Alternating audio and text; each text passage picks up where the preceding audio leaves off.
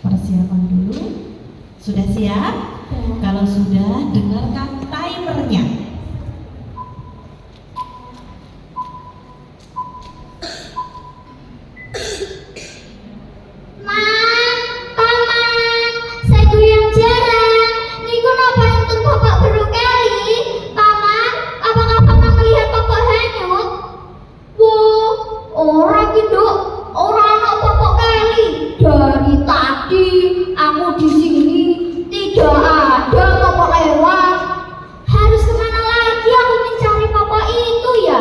Sudah banyak orang yang kutemui, tapi tak ada satupun yang melihat bapak itu. Aku tidak boleh menyerah. Aku harus terus mencarinya.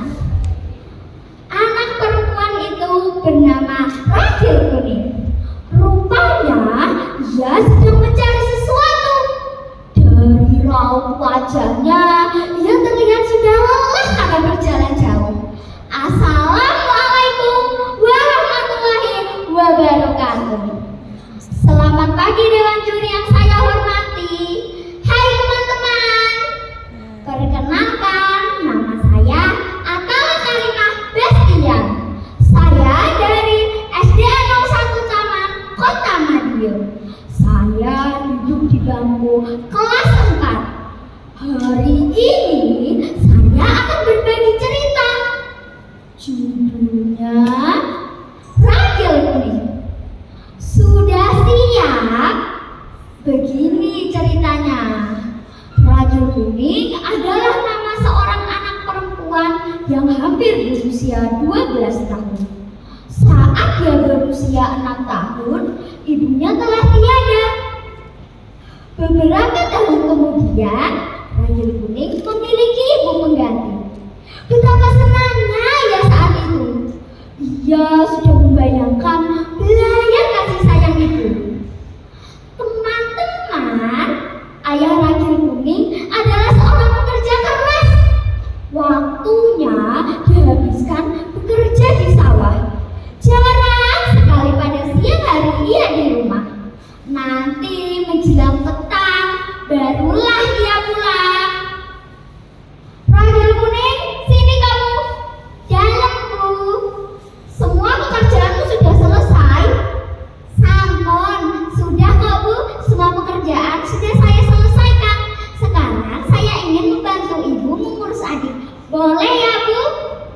Rachel Kuning begitu menyayangi ibu dan adiknya. Nah, suatu hari ibunya meminta Rachel Kuning untuk mencuci popok adiknya di sungai.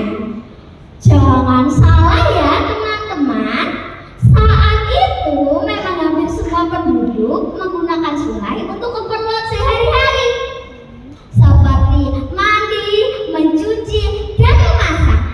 Ya karena air sungainya masih bersih teman-teman. Segera Rachel Kuning pergi ke sungai untuk mencuci popok adiknya. Sudah, di sini saja aku mencucinya, di atas batu besar ini. Arusnya tidak terlalu deras. Namun karena kecerobohannya, popok adiknya hanyut. Rachel Kuning kebingungan. Lah, popok adikku, aduh, popoknya hanyut. Aku harus bagaimana ini? Ibu pasti akan marah. Rachel Kuning sudah berusaha untuk mencari popok itu. Namun karena hari semakin gelap, ia memutuskan untuk pulang. Benar saja teman-teman, ibunya marah. Maafkan saya, Bu. Saya memang salah. Saya ceroboh. Saya sudah mencarinya, tapi tetap popok adik tidak ketemu, Bu. Maafkan saya, pangapunten. Ibu tidak mau tahu. Sekarang juga sana cari popok itu. Jangan pulang sebelum popok itu ditemukan. Rachel bersabar pikir. Rachel Kuning begitu ketakutan. Tanpa menunggu lagi, ia langsung berjalan menyusuri sungai. Pak, kayak kepengen yang ditata, kayak dapat jendol. Aku wes kesal golei. Segeralah ketemu, Papa. Aku sudah lelah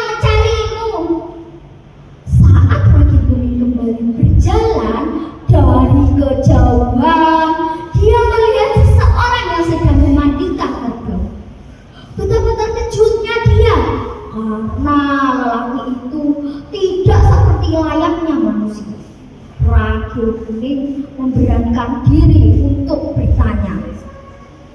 Mas, paman, saya Buyang Tobo. Niku napa enten bapak buruk keli? Maaf paman, apakah paman melihat bapak hanyut? Apa? Bapak? Sebenarnya aku bisa membantu, tapi ada syaratnya. Syaratnya apa paman? Kenalkan dulu, namaku Buto Ijo. Panggil aku Pak De Buto Ijo. Walau wajah dan tubuhku hijau, tapi aku tidak jahat. Hahaha. Oh, ya. Syaratnya kamu harus ikut aku dan membantuku menyelesaikan pekerjaan rumahku. Bagaimana dok? Apakah kamu sanggup? Ragil Kuning menyanggupi syarat yang diajukan oleh Pak De Buto Ijo. Sepanjang perjalanan, Ragil Kuning menceritakan kisah hidupnya dan perihal bapak buruk yang hanyut. Pak De Buto Ijo merasa terenyuh dan iba mendengarnya. Sesampainya di rumah Pak De Buto Ijo, Ragil Kuning segera menyelesaikan pekerjaan yang diberikan. Karena dia sudah terbiasa melakukannya, maka tidak heran bila dia menyelesaikannya dengan cepat dan rapi. Ragil Kuning ingin segera pulang membawa kakak adiknya. Dia sudah rindu keluarganya. Pak De, bolehkah aku pulang?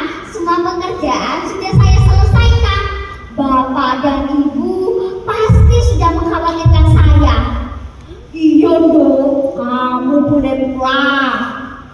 Dan ini ada hadiah untuk kamu karena kamu sudah menjadi anak baik. Tapi ingat, jangan buka bungkusan ini sebelum kamu sampai di rumah. Orang tuamu lah yang membukanya.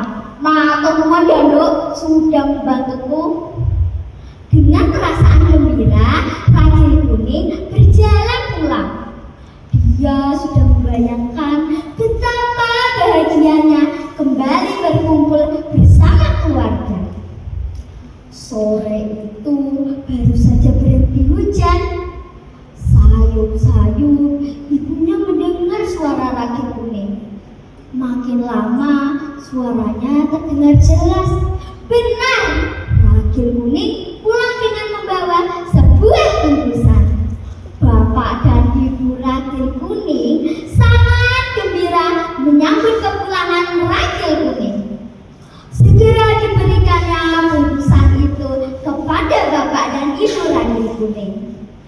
Isinya banyak perhiasan dan uang yang dibungkus dengan pokok yang hanyut. Mereka pun menangis dalam haru.